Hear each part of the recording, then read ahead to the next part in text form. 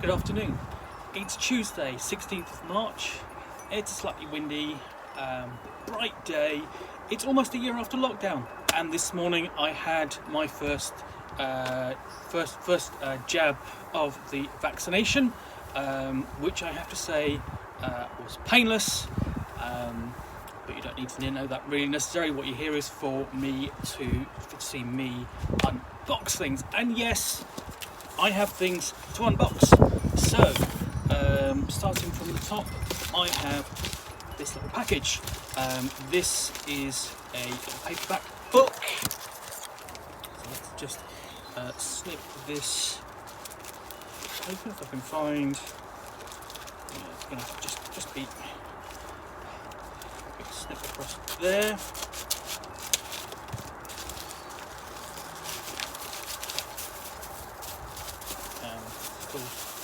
A bit more unpacking to do. There we go.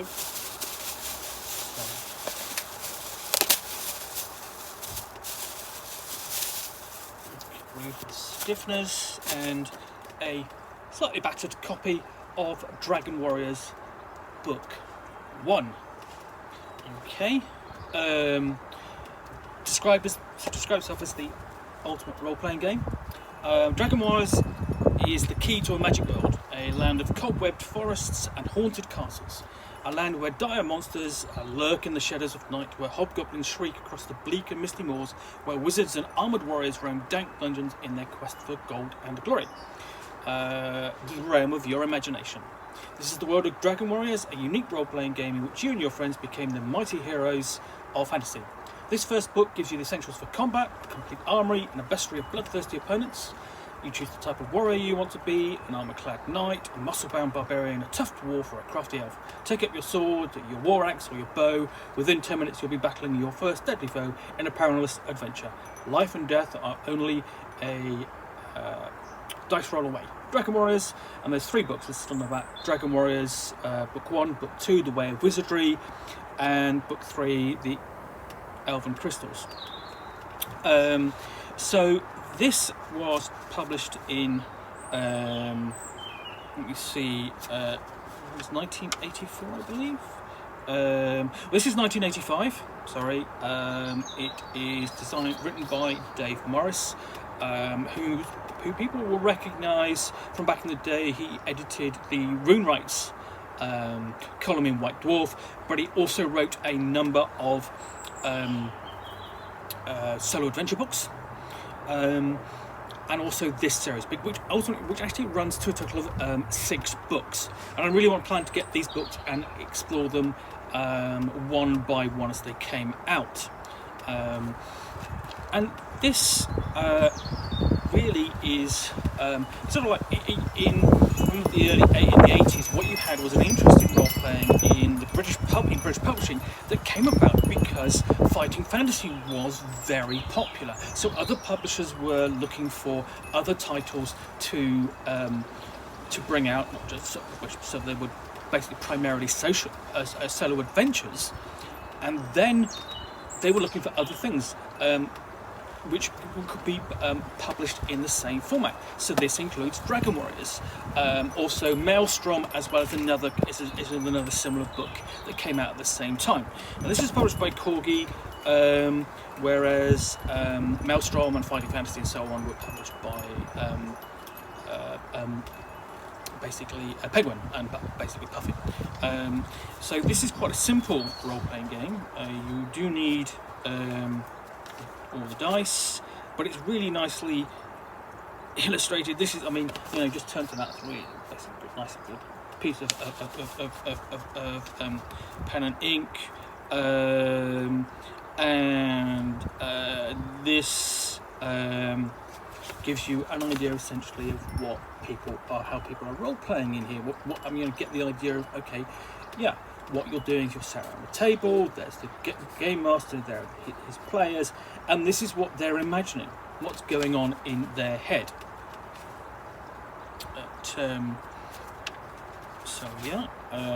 Basically uses all the dice. You've got images of the dice there, and so on, up to D20.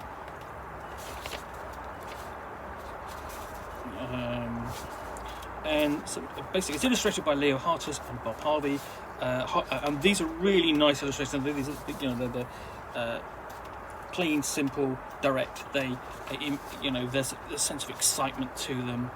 And this book is secondhand. You can tell that by that somebody's actually filled in the character details of the character sheet there.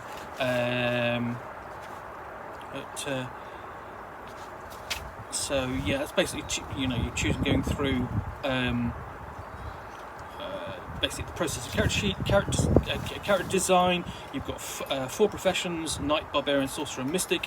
But this book only covers knight and barbarian.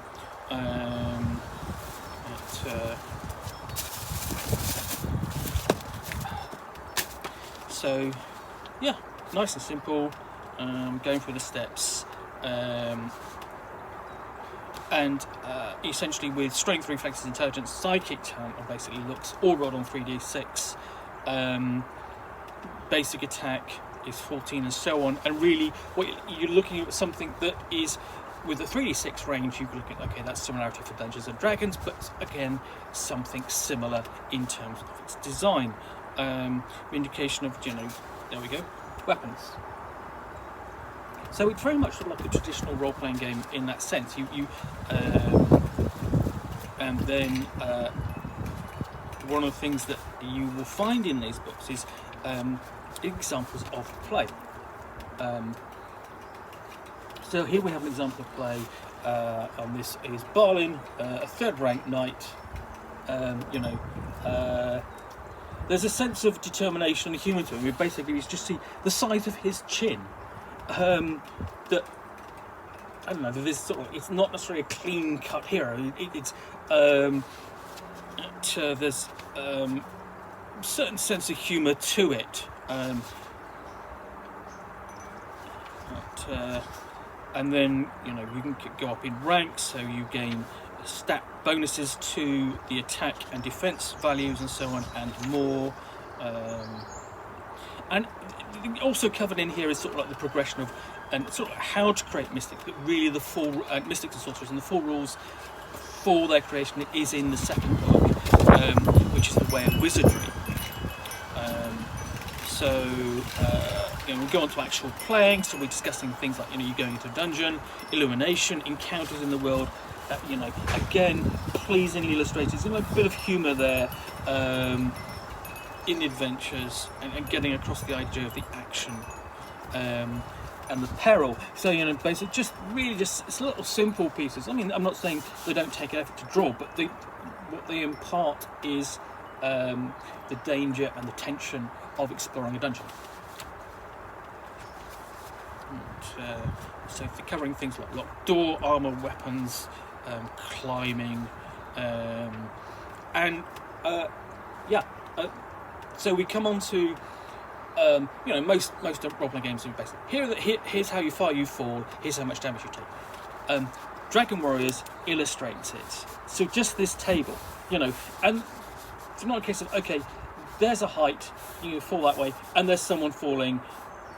That just adds a certain, a sense of almost depth to the game. It's not. This is not just a case of you're falling, you're taking damage. This is going to hurt. You can see someone falling, he's going to get hurt. So carry on. Creatures. We go on to basic 8 men, basilisk, bats. Not very many illustrations here. Bears, crocodiles. I'm a little bit unimpressed by, I think, the choice of illustrations here. Everyone knows what a bear looks like. Everyone knows what a crocodile looks like. How does Dragon Warriors interpret the look of a basilisk, for example? All right, a bit more. A bit Death's Head there. That's a bit more representative of the world and its fantasy. Whereas just a picture of a bear or a crocodile is not necessarily the case. Again, dragons yeah, a bit more representative of what they look like. Elves are, okay, that's a quite an odd illustration of an elf. You know, quite large head and a slim body. That's a little. There's almost something childish to those poses. So yeah, quite an extensive bestiary there. So we are. That's basically we've got an illustration. That's an orc there. Very different to sort of like other depictions of orcs in other role-playing games. There's obviously the famous one where they are pig-like, with pig-like snouts, which is often seen in some of the early depictions in the fantasy role-playing, and occasionally pops up in the old school Renaissance. So yeah, essentially, let's just check. Just to show you the actual bestiary. Basically, it's quite lengthy, so it's all that section there in quite a small book. But you know, you do need a good selection of monsters. Rules for travel when you've got a little bit of a setting. There, nice, clean, clear map.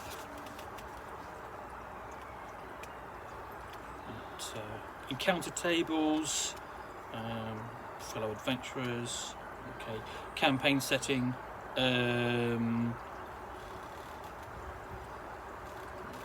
guide to adventuring, and we've got a sample adventure in here, at least a dungeon.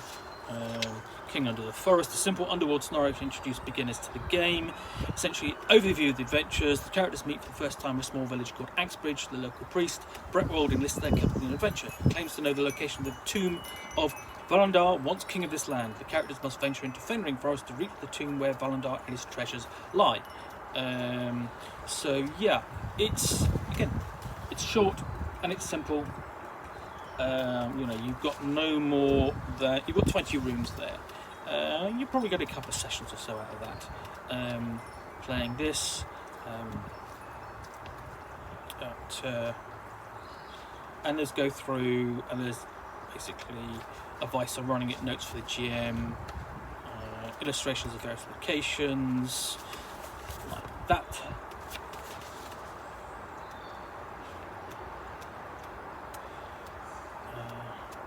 So yeah, and then last, you basically at the end you've got playing the game, which is advice for players to role play, and basically this is directed at newcomers. It talks about strategy and adventuring tactics, and some ideas of how to play. And this is not something you really see, but for example, you have like manoeuvring, okay, and placement in, you know, going around the corridor, that sort of thing.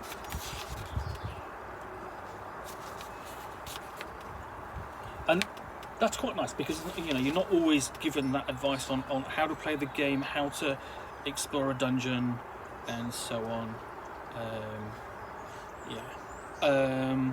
So yeah, and my